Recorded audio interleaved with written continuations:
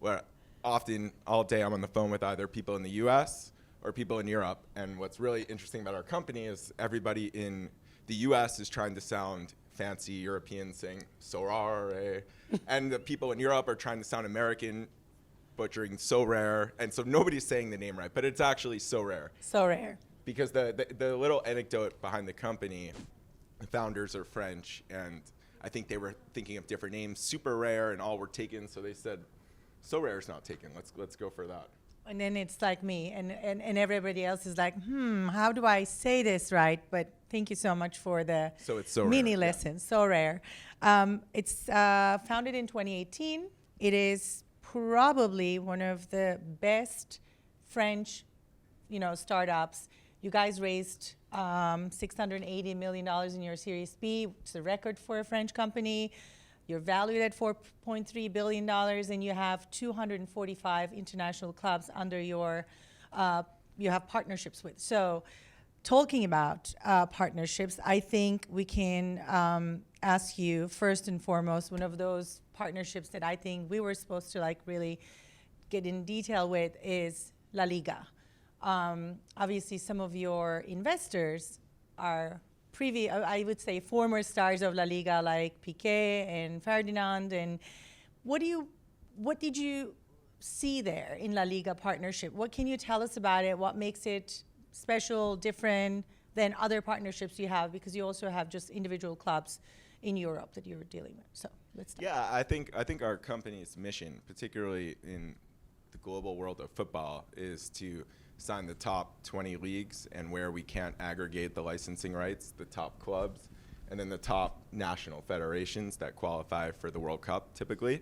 And La Liga was the first of our major deals with a licensor, and it was the first truly comprehensive integrated partnership that gave us a central license that aggregated all of the rights, which is really helpful to set the tone for the market. And really that's our ambition, is to go deep with the league in a centralized way to set up a sustainable, scalable model. And that's what we got with La Liga, but it also included significant marketing assets. And in Spain and in those stadiums is the first place where you'll see us.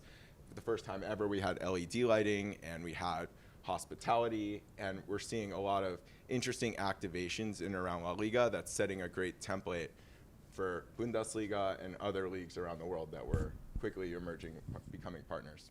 I think I was telling you, it's not only Bundesliga, it's Turkish Super League, Brazilian Serie A, Argentinian Super League, Italy Serie A, Belgian First Division, Japanese First League, Croatian First Football League, everywhere around the world has at least a partnership deal with you.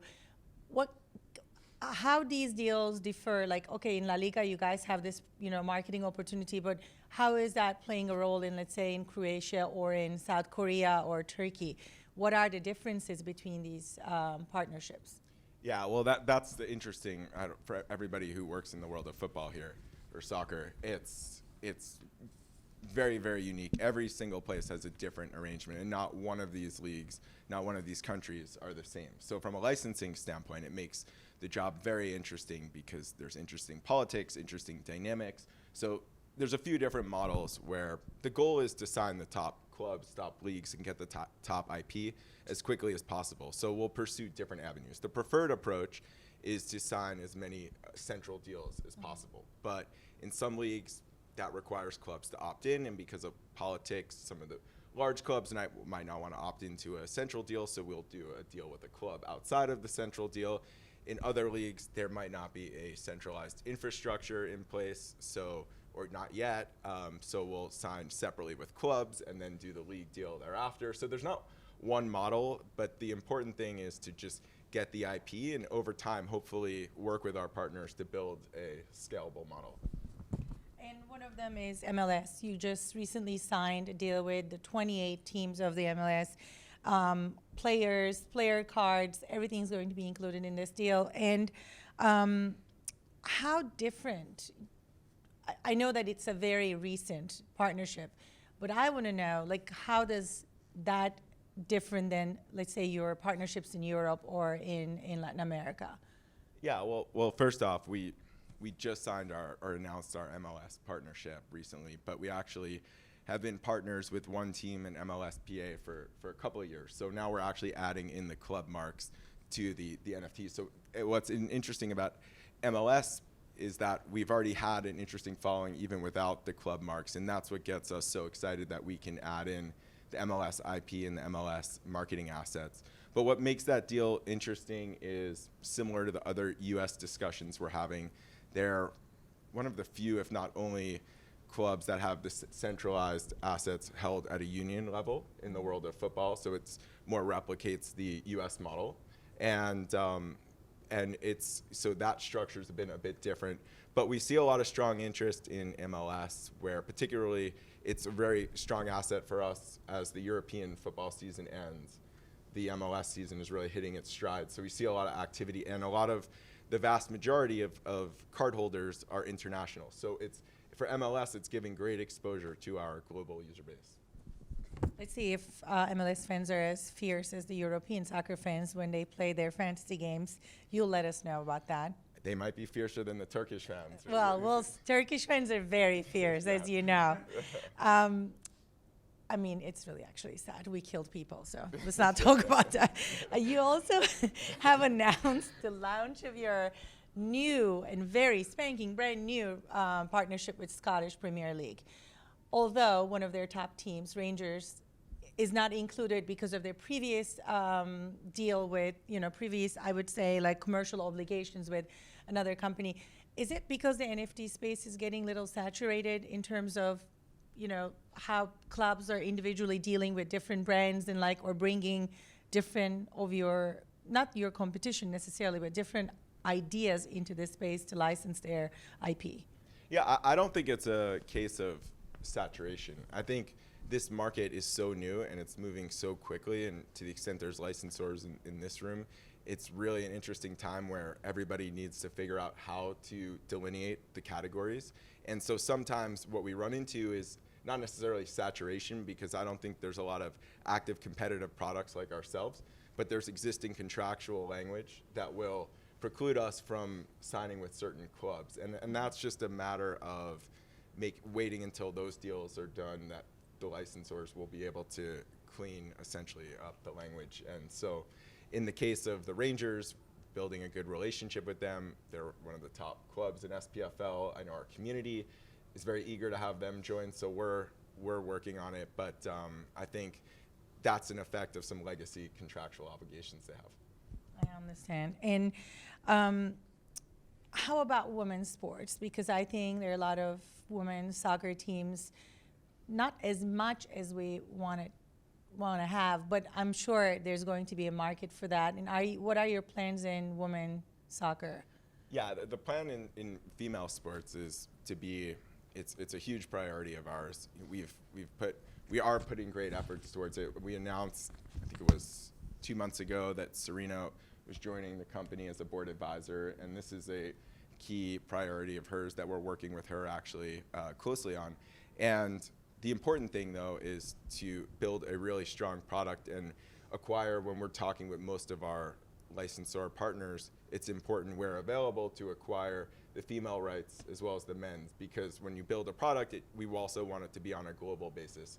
So I think you'll see us, and even outside of football, when we get into other sports, you'll see us be active in female sports for sure.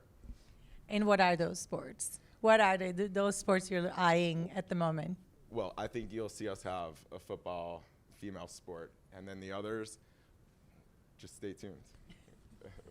And I guess one of the data that really piqued my eye was fantasy sports industry to reach 48 billion by 2027. Where do you see Sorare going around that time? What is your 5-year plan, let's say, in terms of growth? Yeah, I think there's obviously a huge market, particularly here around fantasy sports. But you look at a company like ours, and if everybody isn't familiar, I can give the background. But we're sitting at the intersection of various different industries that are all growing. So collectibles, fantasy, gaming, and I think that the addressable market here is much larger than the simple fantasy numbers. So it's hard to say, but the sheer market size in front of us is astronomical.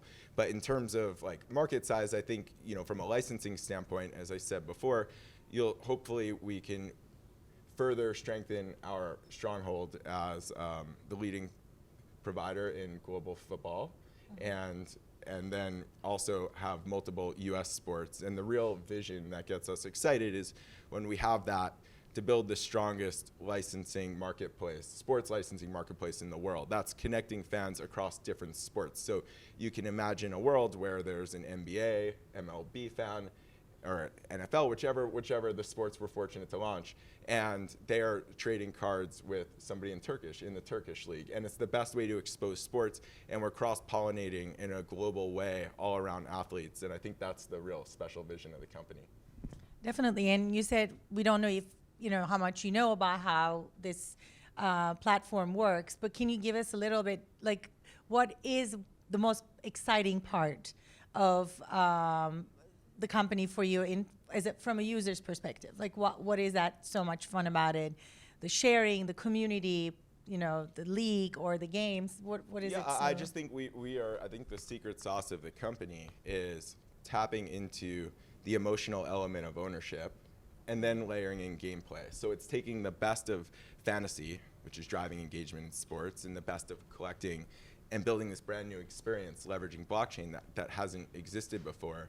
And I think the global nature of it all is really exciting, because you can have on our global games somewhere an Argentinian player as well as a Japanese player. And I think that the entertainment options are endless for fans. And that's why you see engagement metrics that are pretty incredible. Can you give us like an example of where is your engagement is actually more significant compared to, you know, let's say Europe versus Latin America, or is it Asia? Where is the biggest, you know? Well, we have users in 184 countries, and it's pretty dispersed. Actually, one of what gets us excited by revenue, the U.S. is already one of our top markets, top 2 or 3 markets, and that's with a non-U.S. traditional U.S. sport, and that's why we'll be investing heavily here, and why we believe the market will be huge. Yeah, it's pretty widely dispersed, and I think that's what's exciting to everybody here, that this is a perfect platform, and as it grows, to expose the U.S. sports to international audiences, because we don't see that much concentration. Of course, Europe and the largest countries in Europe are the biggest audiences, but there's wide disbursement. Yeah, and in terms of bringing the real sports to the fantasy sports, are you planning on collaborating these fans into, like, by offering prizes, then they can go and attend? Because some of the NFT companies are doing that. You know, NFT holders are going into real stadiums and actually experiencing that fandom. Are you planning on such events across the teams that you're working with? Yeah, like a big piece of all of our marketing packages is getting hospitality assets for fans. And we've already started doing some of these experiences. So you talked about La Liga earlier, where you can win a trip to El Clasico, and we're seeing meetups. And I think that's a manifestation of the physical world getting brought into the digital world, not to sound cliche and get into this whole thing. But I think that, as you talk about the 5-year plan, the other vision of the company, build the gameplay, build the marketplace, but then use this huge marketplace with a bunch of smart contracts connecting fans and the licensors in a way to unlock various different things, including all the physical assets that we were discussing. Yeah. I don't want to ask, I have like thousands of questions, but I also want to give the opportunity to see if anyone in the room has a specific question for Michael, and I'm happy to, you know, pass the microphone for your questions. I guess you could keep asking your questions. I think I'm going to keep asking my questions. Okay. I was just looking at a list, and I realized that obviously there's some teams that everyone knows, like they have global fandom, not only like a local. Is this where the secret sauce play a role, in where you actually see much more engagement with the fans, and like you see someone from Russia also holding cards from Barcelona. Let's say it's a big, obviously that's such a big brand, talking about La Liga, and they have fans all around the world. So but maybe a smaller team, like the Japanese league, maybe has more local fans and they probably engage differently. How these bigger brands, their engagement is different from the smaller teams? Like, what are the differences in that sense? And how maybe you're planning, maybe strategies for those to be like more global in the long run? Yeah, I think that's a key part. Of course, the bigger clubs tend to have the bigger players, but it's a player-driven product. So I think that there's a huge scouting element to the product that drives engagement and awareness to clubs, especially among some of the younger players, who we see a correlation between the younger the player is, the more value there is on the overall platform. So it's not necessarily the case where like a Holland card sold more than the Messi card, right? Because it's very much tied to our gameplay. So the large clubs play a big role, and oftentimes I think they're very helpful in acquiring customers. But as people get more immersed in our product, they spend more time, the scouting element becomes huge. And this is where there's an amazing opportunity for some of the, let's call it tier 2 leagues, or some of the lesser known players. And I think that's where the engagement is huge and where we are offering a lot of value. And you talked about the quantity of partners. I think that's what excites them about our platform and the scale that we have. And it'll only get larger as we introduce more sports and more licenses. And we haven't really even gotten into paid marketing in a significant way. So we're just starting to get into that. So we're really just getting started.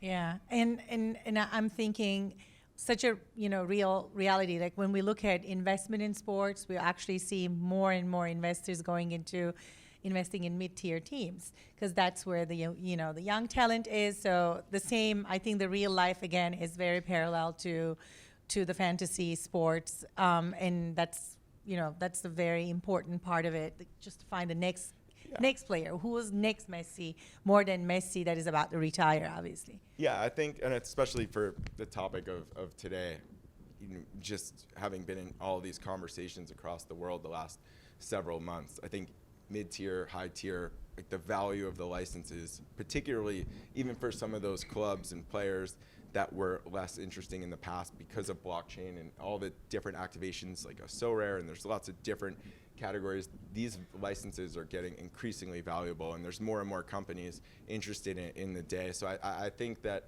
we're only seeing the beginning of how valuable licensing will be, particularly for some of these licensors who haven't had the onslaught. And I think they're seeing the advantage of these centralized deals, where there's companies like ourselves that see real value in aggregation, and that hasn't necessarily always been the theme in football. And I think that's going to only grow and grow the pie as the years go on. Yeah, I mean, I don't know that much about fantasy football, but I know a lot more about fantasy soccer. How do you think that is going to play a role in, like, this is such a big industry here, the fantasy football league? Is it a competition between the product you will be, probably launching, or is it going to collaborate with the current existing fantasy football culture here? Yeah, I don't think it'll collaborate or compete. I think this is completely different, where is it more of a collectible with a gameplay on top of it, where fantasy is season-long fantasy, daily fantasy are much different. You're playing for a different reason. I think it helps us that there's an existing market with user familiarity, but I don't see them necessarily competing. I think when we get added to the U.S. leagues and to the market here, I think we'll be additive to the pie and not necessarily going to cannibalize anybody else. It's a new entertainment offering. Okay, and I think in terms of collectibles and NFTs, there's also a few voices out there that are criticizing the whole environmental impact, and are the fans losing money, and is it dangerous for like younger crowds and younger I would say fans? How do you guys see this platform and blockchain and NFTs in general, and do you get to hear that voice often these days, or is it something that hasn't been in your, I would say, boardroom? Yeah, no, I think we this is also new and also fast moving, and like any newer product, there's always questions, as there should be. And I think part of the process for us is to engage proactively with everybody to educate. Like for us, we can only speak to ourselves, and I think NFTs, blockchain, it's a technology, not a market, right? Mm-hmm. So there's very different use cases. For us, really, we're trying to take the best of blockchain and build a game on top of it.